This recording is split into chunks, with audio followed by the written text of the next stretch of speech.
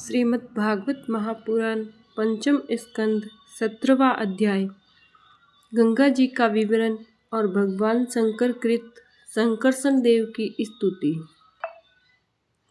श्री सुखदेव जी कहते हैं, राजन, जब राजा बलि की यज्ञशाला में साक्षात यज्ञ मूर्ति भगवान विष्णु ने त्रिलोकी को नापने के लिए अपना पैर फैलाया, तब उनके बाएं पैर के अंगूठे के नख से ब्रह्मांड कटाह का ऊपर का भाग फट गया। उस छिद्र में होकर जो ब्रह्मांड से बाहर के जल की धारा आई, वह उस चरण कमल को धोने से, उसमें लगी हुई केसर के मिलने से लाल हो गई। उस निर्मल धारा का स्पर्श होते ही संसार के सारे पाप नष्ट हो जाते हैं, किंतु वह सर्वथा निर्मल ही रहती हैं। पहले किसी और नाम से न पुकार कर उसे भगवत पदी ही कहते हैं। वह धारा हजारों युग बीतने पर स्वर्ग के शिरोभाग में स्थित ध्रुवलोक में उतरी, जिसे विष्णु पद भी कहते हैं। वीरव्रत परीक्षित, उस ध्रुवलोक में उत्तानपाद के पुत्र परम भागवत ध्रुव जी रहते हैं। वे नित्य प्रति बढ़ते हुए भक्ति भाव से यह हमारे कुल देवता का चरणोदक है, ऐसा मानकर आज भी उस जल को बड़े आदर से सिर पर चढ़ाते हैं। उस समय प्रेम आवेश के कारण उनका हृदय अत्यंत गदगद हो जाता है।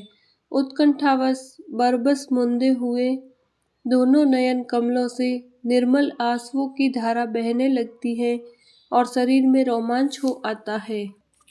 इसके पश्चात आत्मनिष्ठ सप्तऋषिगण उनका प्रभाव जानने के कारण यही तपस्या की आत्यंतिक सिद्धि है, ऐसा मानकर उसे आज भी इस प्रकार आदरपूर्वक अपने जटाजूट पर वैसे ही धारण करते हैं, जैसे मुमुक्षु जन प्राप्त हुई मुक्ति को।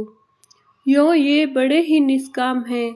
सर्वात्मा भगवान वासुदेव की निश्चल भक्ति को ही अपना परम धन मानकर इन्होंने अन्य सभी कामनाओं को त्याग दिया है। यहाँ तक कि आत्मज्ञान को भी ये उसके सामने कोई चीज नहीं समझते। वहां से गंगा जी करोड़ों विमानों से घिरे हुए आकाश में होकर उतरती है और चंद्रमंडल को आपल्वित करती मेरु के शिखर पर ब्रह्मपुरी में गिरती है। वहां ये सीता, अलकनंदा, चक्षु और भद्रा नाम से 4 धाराओं में विभक्त हो जाती है तथा अलग अलग चारों दिशाओं में बहती हुई अंत में नद नदियों के अधीश्वर समुद्र में गिर जाती है। इनमें सीता ब्रह्मपुरी से गिरकर केसरा चलों के सर्वोच्च शिखरों में होकर नीचे की ओर बहती गंधमादन के शिखरों पर गिरती है और भद्राश्व वर्ष को प्लावित कर पूर्व की ओर खारे समुद्र में मिल जाती है।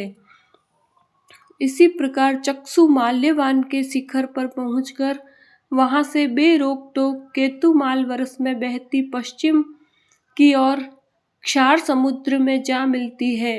भद्रा मेरु पर्वत के शिखर से उत्तर की ओर गिरती है तथा एक पर्वत से दूसरे पर्वत पर जाती अंत में श्रृंगवान के शिखर से गिरकर उत्तर कुरु देश में होकर उत्तर की ओर बहती हुई समुद्र में मिल जाती है।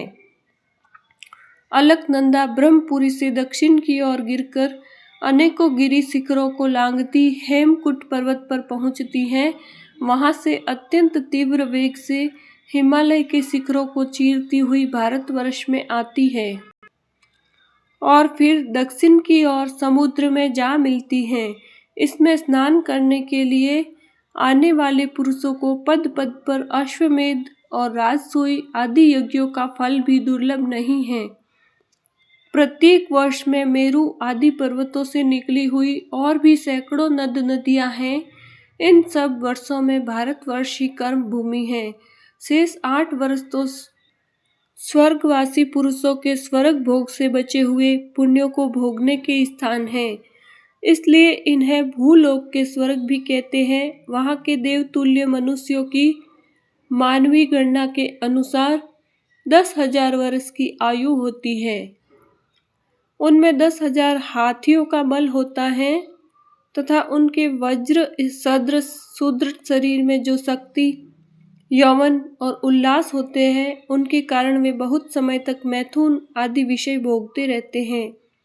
अंत में जब भोग समाप्त होने पर उनकी आयु का केवल 1 वर्ष रह जाता है, तब उनकी स्त्रियां गर्भ धारण करती हैं। इस प्रकार वहाँ सर्वदा त्रेता युग के समान समय बना रहता है। वहाँ ऐसे आश्रम, भवन और वर्ष पर्वतों की घाटियाँ हैं जिनके सुंदर वन उपवन सभी ऋतुओं के फूलों के गुच्छे, फल और नूतन पल्लवों की शोभा के भार से झुकी हुई डालियों और लताओं वाले वृक्षों से सुशोभित हैं। वहाँ निर्मल जल से भरे हुए ऐसे जलाशय भी हैं जिनमें तरह तरह के नूतन कमल खिले रहते हैं और उन कमलों की सुगंध से प्रमुदित होकर राजहंस, जलमुर्ग, कारंडव, सारस और चकवा आदि पक्षी तरह तरह की बोली बोलते तथा विभिन्न जाति के मत वाले भंवरे मधुर मधुर गुंजार करते रहते हैं।